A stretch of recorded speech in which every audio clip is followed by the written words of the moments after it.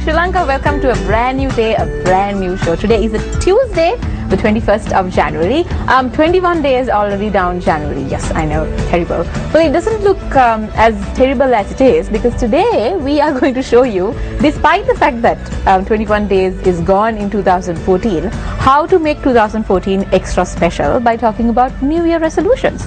And in order to talk about New Year resolutions, we have none other than Roseanne Kure and her beloved husband, Pujita Silva, with us today. Well, Roseanne is not new to the show. She has been with us twice before, as you said. Yes, and it's Pujita's first time. So, how are you feeling?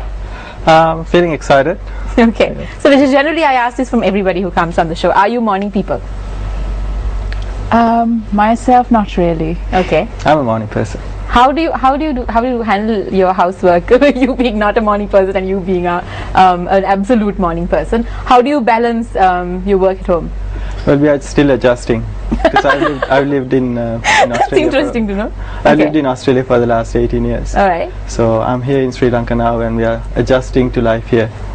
Nice. Okay, so Roseanne is not new for the show, but I should introduce her properly. She's a business psychologist. She's also the founder and head of Forte Consultancy. And Pujita is the head of Full Life Coaching. That's right. Yes, and he's also a biomedical engineer. That's right. Very soon going to be a professor as well, a lecturer, hopefully. Let's see about that later. Okay, so today we are going to discuss New Year resolutions. People might be wondering why after 21 days, but still it's better late than never. So tell us, Roseanne, I'll start from you. I would like to know, why do people often set New Year resolutions on the 1st of January, and people like me who become bored after 2 weeks, why do you think they actually skip their original resolutions and move into new ones, or try to maybe give up? Is there a very specific reason, because we were discussing with Pujita earlier before the show started, that people get bored or people give up for different reasons? It could be about their emotions, it could be their physical needs. Why do you think in general people actually do that? Yeah, I think 1st of January is a good day to set new resolutions. We see it as a new beginning. Yeah. It's a new year. Mainly people, I feel, fail. We fail to actually stick to our resolutions because we fail to actually discover or see why we actually set that in the first place. Okay. So you have to, in a way, ask yourself, why is this important to me? Why am I setting this goal? Yeah. And to answer the second part of your question, why is it that people give it up? It's also because sometimes the way you set the resolution. Yeah. So for example, I just bring an example. Say you want to lose 5 kilos, and say you also define that by saying I want to lose 5 kilos because I want to be seen as somebody who has lost weight. Ah, right. Okay. I want to show to myself that I have lost 5 kilos. That's actually an appearance goal. Right. So you focus on how you would look in the coming few months or so. Yeah. And then also you can we also call it a performance-based goal. That is when we set set our mind to say I'm going to exercise thrice a week. So you specify the amount of time that you would be exercising. Right. And then that is actually a performance-based goal. And the most vital part, the crucial part is what we actually forget.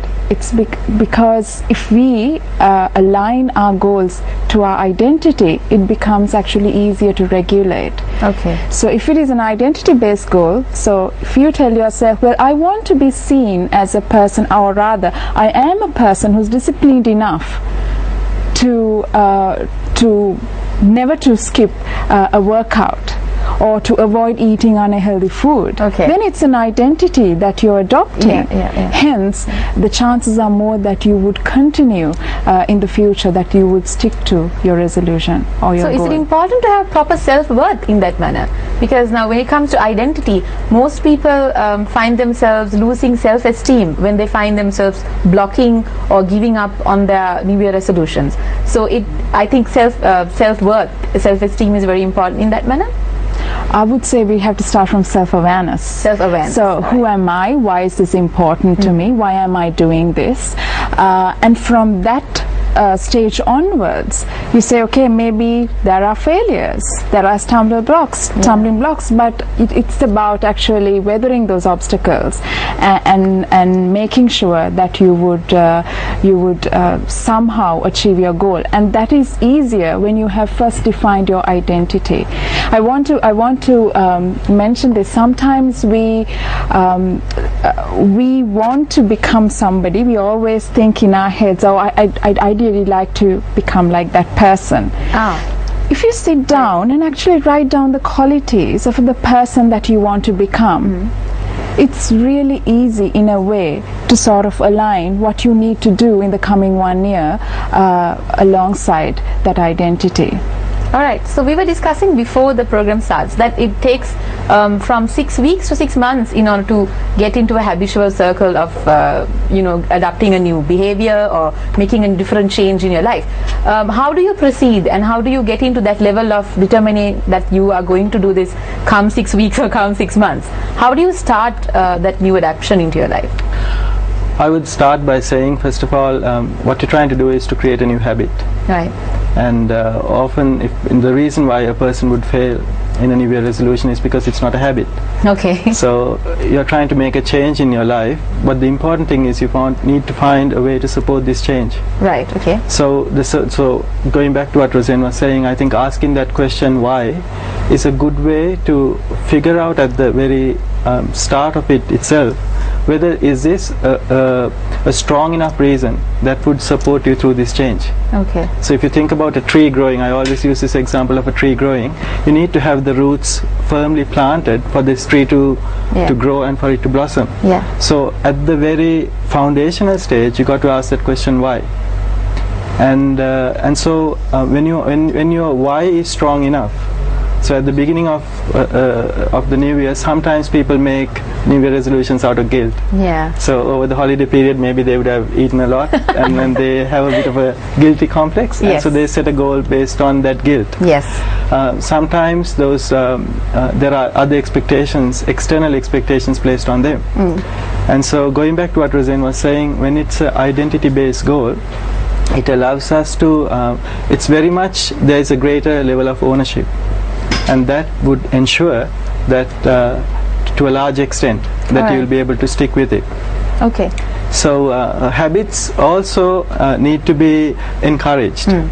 This change has to be encouraged. Sometimes we might not be in an environment that is conducive or that is encouraging us to make that change, and hence we might get to a certain point, and then we might lose steam, lose energy, lose motivation, or plainly we might get discouraged. So because sometimes when we maybe fail at it once, it doesn't mean to say that we failed at the whole goal. Yeah. It might be just a temporary setback, and we do need to have peers, colleagues, it could be our spouse, somebody who will be able to pick us up, and who would encourage us to keep going until we are able to stabilize ourselves. Is it important to have someone, at least one person, as you to be accountable to you? Because there are certain people that I know who have absolutely no encouragement at all, but still they reach their goals. How do they? How are the people who give up different than those people who come what may, and there are nobody around them who are supporting them, but they reach their goals properly? What do you think the difference is in their mentality? I think it's at the level of ownership, I would say. Okay. I think people are motivated by different things. Okay. And so sometimes you can have a very strong motivator, and that motivator itself, that drive itself within you is strong enough to kind of to overcome whatever setbacks you might come. So as an example, say you might have a weight issue, but you might have actually seen maybe a close friend die of a heart attack, or someone who would have had to have their leg amputated due to diabetes, and that sometimes serve as a strong motivator. Now some of these motivators are fear-based, which is not very healthy, because when you're motivated by fear, it's not very healthy. Can you give us an example of a goal that is fear-based? So I would say, is taking the same example of losing weight. Okay. So sometimes if it is motivated by fear, All right. so Fear of not being accepted. that's things like right. that? So Okay. that's right. So going back to that issue of self-esteem as well, and the reason why you want to lose weight may be because you're not socially acceptable, or you're not socially Or you think you're not accepted. socially Yeah, acceptable. that's right. Or you might actually get that vibe from people. Yeah. And so the reason why you want to motivate, lose weight, would be to be socially acceptable. Right. And so it is out of that insecurity you set that fear, set that goal rather, and that is not a very healthy one. Okay. But rather coming back to that identity-based goal, because you want to be the type of person who is a healthy person. Okay. You want to be the type of person who respect yourself. Okay. And when it comes from that kind of motivation, it is a healthy way of motivating yourself, and you are able to a large extent stick with it. How can a complete layman, when it comes to making New Year resolutions, categorize their goals in order to know that they are starting from a healthy point of view? How can they basically identify, okay, my goal is under these categories specifically? Okay, so we have many areas going at the same time, working for us at the same time. So you may have a physical goal, you may have a personal goal, you may also have a career goal, educational goal, financial goal that you want to accomplish during the course of this year. So when you actually we can use many methods. We can we have something called the wheel of life, where in that wheel they would categorize different areas of your life, and it's a matter of sitting down and writing the goals, and also evaluating yourself where you are now. Now that is another point that we like to make, that sometimes we are already there. We don't see it because we compare ourselves with others. And so, for example, I'm sure you have met people who excel so very well in studies and in their career, still not really satisfied.